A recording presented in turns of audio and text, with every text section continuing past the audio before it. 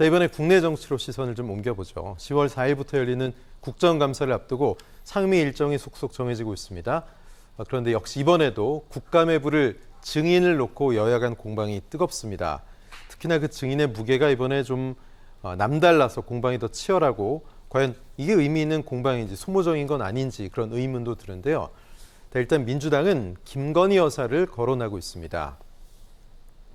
교육위는 국민대 그 논문 표절 의혹이겠죠. 국정감사로 가져갈 수밖에 없다. 문화체육관광위원회는 김 여사 운영전시기획사 코바나 콘텐츠 관련 인사를 증인으로 고려하고 있다. 이렇게 선전포고하고 있습니다. 글쎄요. 국정감사의 증인으로 뭐 부른다고 다 나오지는 않겠지만 이게 현실적으로 필요하다고 보십니까? 아니면 국감에서 다뤄야 될 사안이라고 보십니까?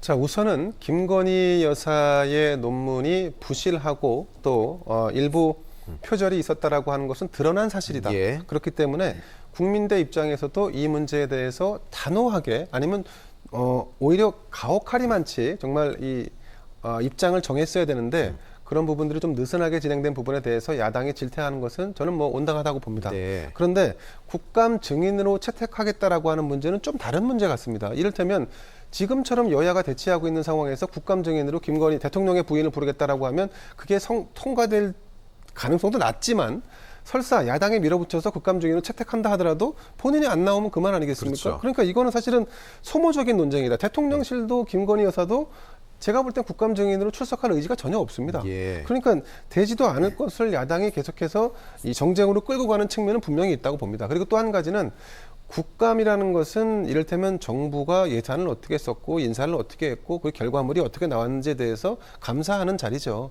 근데 이것이 논문과 관련돼서 뭐 제대로 하지 않았냐 이 문제로 그러니까 어떻게 함몰될 경우에는 사실은 국감 전체가 훼손될 수도 있고 저는 차라리 예. 재심의를 강력하게 요청을 하거나 아니면 추가적으로 이 부분에 대해서는 수사가 필요하다라고 하면 추가 고발을 통해서 진행하는 것이 맞다라고 봅니다. 국감에서 다룰 문제인가에 대해서 퀘스천입니다. 예. 박 교수님 어떻게 보십니까? 교육위에 뭐 사안도 많고 시간도 짧고 국감 항상 시간 없어서 뭐 감사 못한다 이런 얘기하는데 이 논문 표절이 국정감사에서 교육위가 할 거라고 보세요? 뭐 저는 그러려니 합니다. 우리나라 국회가 그렇지 뭐. 예. 아니 뭐 지금만 그런 거 아니잖아요. 그렇죠. 2, 3년 전에 장관의 아들이 뭐 군대에 복귀 전화를 휴가 때 했네 안 했네. 네. 뭐 군병원에 입원했네 안 했네. 이거 가지고 한 달 넘게 얘기를 했습니다. 뭐 그런 국회인데 뭐 영부인 대통령 부인의 논문 표절 논란 이거 얘기 안 하는 게 이상하죠. 옳다구나 하겠죠. 뭐 그러려니 예. 합니다. 근데 이건 좀 뭐 그러려니 한 텐데 예. 안 나오는 사람 가지고 그 증인 신청하고 이거 가지고 싸우는 꼴은 좀 안 했으면 좋겠어요. 네.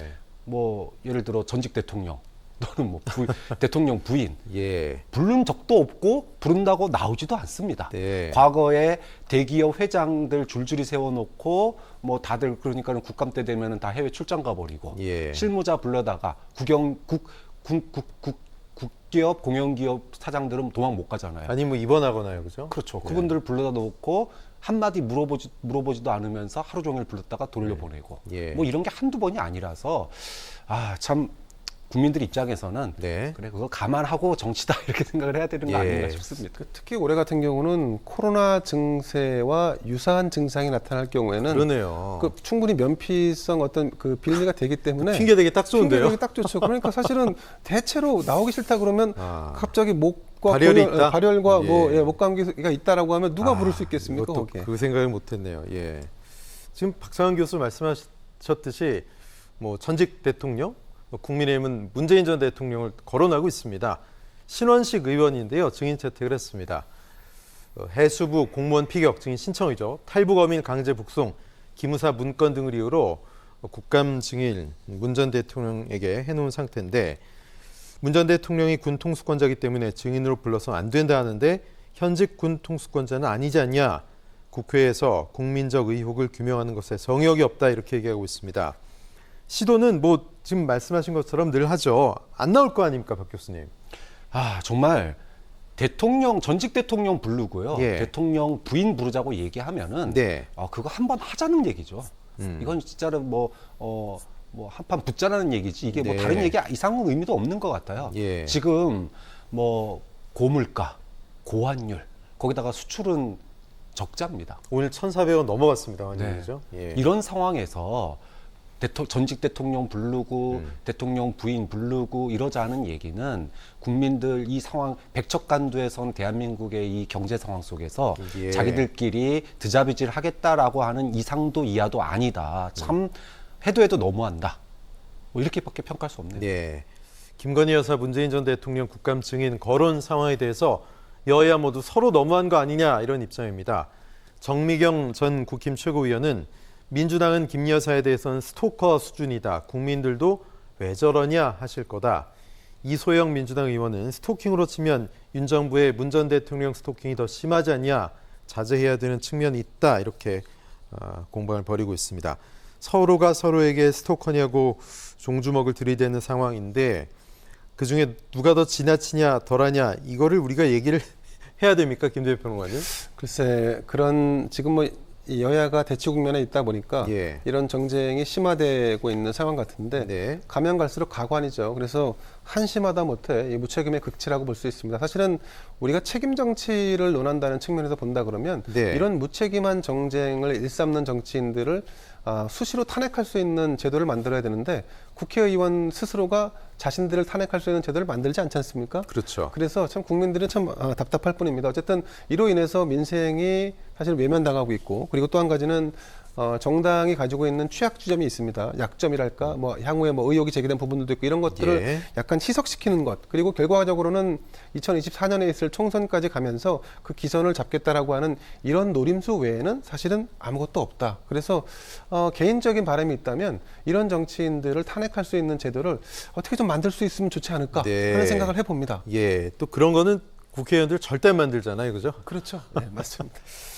지금 탄핵 말씀하셨으니까 한 여론조사 뭐 내용에는 없었는데 뭐 대통령 탄핵해야 된다 이런 여론조사 결과 뭐 벌써 나왔더라고요. 그런 게 있더라고요. 예. 지금 출범한 지 얼마 안 됐는데 이런 여론조사가 돌아간 것도 전 참 약간 놀라웠어요. 아니, 그러니까 여론조사 기관이 어떤 목적으로 그런 뭐 탄핵과 관련된 여론조사를 했는지는 알 수 없습니다만 그러니까 지금 같은 분위기 속에서 당연히 탄핵을 해야 한다라고 하는 여론이 높게 나올 것으로 예상되는 분위기 속에서 진행한 거 아니겠습니까? 예. 저는 그런 여론조사 결과도 일종의 정치적인 목적이 있다라고 생각하고 국론이 분열돼 있는 상태고 여야가 대치하고 있는 상황인데 여기에 마치 기름을 붓는 격으로 이런 식으로 예. 탄핵을 관련된 어떤 여론조사를 한다는 거는 문제가 있다라고 봅니다. 그리고 현실적으로 탄핵을 할 수 있는가? 저는 할 수 없다라고 봅니다. 예. 기본적으로 뭐 국회 의석수는 물론이거니와 그리고 대한민국이 지난 박근혜 정부 때의 탄핵 이후에 가져왔던 그 어떤 상처랄까 이런 부분들이 그렇죠. 아직도 사실은 남아 있습니다. 그러니까 그렇게 분열된 국론이 지금 현재 정부의 탄생으로 이어졌고 이 정부 탄생 이후에도 여전히 50대 50으로 갈라서 민심이 결국은 대립하고 있는 국면 아니겠습니까? 예. 그래서 저는 그런 여론조사를 한 기관도 사실은 퇴출감이다 이렇게 봅니다. 예, 김건희 여사를 부르는 것도 문 전 대통령을 증인으로 소환하는 것도 불가능하다면 그럼 이재명 대표 얘기가 나오는 건 어떨까 싶은데요. 나오고 있기도 하고요. 국회 정무위 국민의힘은 쌍방울 유착 의혹과 관련해서 증인으로 이재명 민주당 대표를 검토하고 있는데 이건 어떻게 보세요? 예, 정말 유치한 상상력이라고 봅니다. 예. 국정감사는 제가 말씀드리지 않습니까? 예. 정부를 상대로 해서 여야가 대치하라고 싸우라고 하는 게 아니라 정부를 상대로 해서 국회가 감사를 하라고 그렇게 장을 열어준 거고 거기에 뭐 많은 예산과 인력이 투입돼서 약 한 달 가까이 진행되는 거 아니겠습니까? 예. 그런데 야당 대표를 불러앉히고 거기다 뭘 하겠다. 이거 굉장히 유치한 상상력이죠. 그리고 일을 잘하고 있는지 감사를 해야 되는데 엉뚱한 네. 정쟁을 여기다 끌어들인다 이거죠. 그렇습니다. 게다가 야당 대표와 관련된 사건은 검찰과 경찰에서 수사를 진행하고 있습니다. 네. 그러니까 수사가 진행되고 있는 사안에 대해서 어떻게 국회에서 국정감사에서 얘기를 할 수 있을 거며 이게 채택이 되겠냔 말이죠. 그러니까 물론 국회에서 국정감사를 할 때 어떤 빌미가 제공돼 있는 의혹이 제공돼 있는 의혹이 나온 사안에 대해서 예. 누구도 성역일 수 없고 예외일 수 없죠. 그런데 저는 그래서 역으로 만약에 이재명 민주당 대표를 국회 증인으로 부르겠다라고 요청하는 국회의원들이 특정한 사건과 의혹을 해소하지 못했을 경우에 예. 오히려 그 국회의원들이 탄핵당하는 것이 맞다라고 봅니다. 그러니까 네. 그런 책임 정치를 할 수 있는 구조를 짜놓고 만들어야지 그렇지 않고 그냥 던져놓고 아니면 말고 식으로 해서 정쟁을 하는 거는 무책임의 극치라고 봅니다. 예, 박 교수님. 그런데 국토위에서는 뭐 화천대유 그리고 천화도행 관련해서 관련자들을 뭐 증인으로 부른다 뭐 이런 얘기도 나오고 있거든요. 이건 어떻게 보세요? 다른 얘기일 수 있는데. 뭐 대장동과 관련해서 가지고 예. 국민들이 지금 1년 넘게 지금 이 얘기 듣고 있지 않습니까? 네. 수사 중인 사안이고요. 수사, 기소, 재판 이어질 겁니다. 네. 거기서 뭐 덜 국회가 할 게 있는 게 뭐 있습니까? 국회가 국정조사를 해도 뭔가 밝힌 적이 없어요. 예. 결국은 상호 폭로전과 어떻게 보면 선전의 장으로 활용하겠다. 망신주기 하고요. 그렇죠. 그 그죠? 이상도 이하도 예. 아닙니다. 그렇다고 본다면 지금 아까도 앞서 말씀드렸지만 우리가 지금 K-팝, K-드라마에 취해 있지만 예. 우리 경제 지금 굉장한 위기입니다. 백척간두의 상황이에요. 시간이 얼마 안 남았습니다.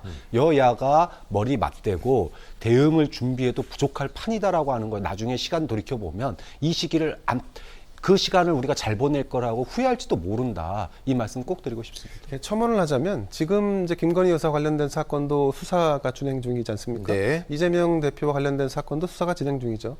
그래서 두 사건이 수사가 종료되고 뭐 재판까지 간다면 재판이 종료된 뒤에 그래도 미흡하다 그러면 예, 이른바 예. 쌍특검으로 가는 게 맞지. 근데 사실은 좀 우려스러운 거는 아마 그때쯤 되면 지금 여야 정치인들의 상당수 얼굴은 바뀌어 있을 거고 언제 그런 얘기가 있었냐는 듯이 안면 몰수할 것이 뻔하기 때문에 예, 알겠습니다. 욕을 먹어도 싸다라고 봅니다. 예, 두 분간 말씀 여기까지 나누겠습니다. 고맙습니다.